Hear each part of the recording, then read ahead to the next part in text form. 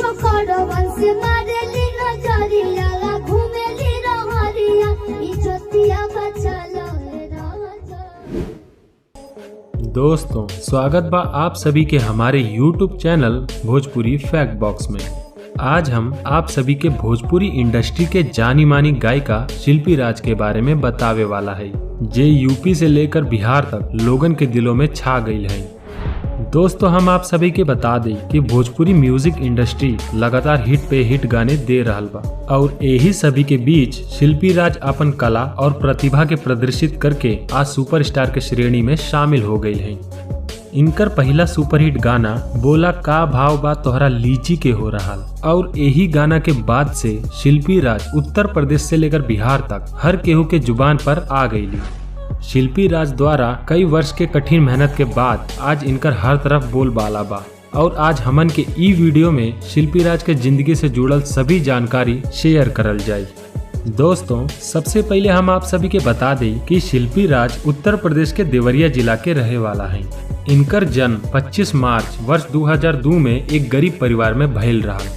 इनकर पिताजी कोनो मिल में मजदूर के काम करत रहले और इनकर बड़ा भाई दुबई में मजदूरी कर घर के खर्चा चलावत रहले। दोस्तों, हम आप सभी के बता दें कि शिल्पी राज के शुरुआती जीवन आर्थिक स्थिति से बेहद ही खराब रहा। यही वजह से इनके गायिका बने के सपना अधूरा सा लगत रहा। लेकिन उ कहल जाला न कि प्रतिभा कबो संसाधनों के मोहताज नहीं होले और ई कहावत के शिल्पी राज सच साबित करके दिखैली। आज के दौर में शिल्पी राज अपन कठिन परिश्रम के बदौलत ही भोजपुरी इंडस्ट्री में एक अलग पहचान बना चुकल है।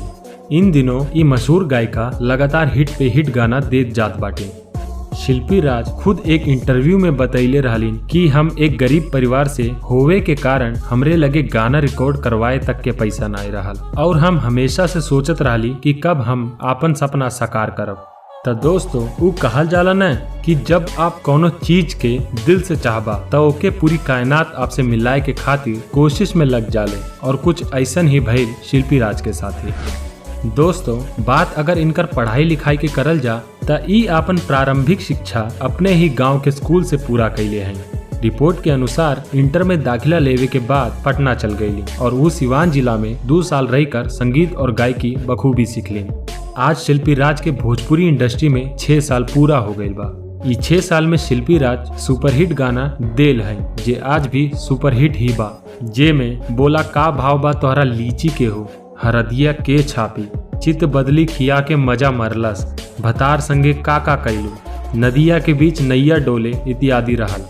ये सभी गाना हिट भइले के बाद शिल्पी राज के कई प्रोजेक्ट मिले लगल, जेमे बड़े बड़े सिंगर के साथ ही काम करे के मौका मिलल।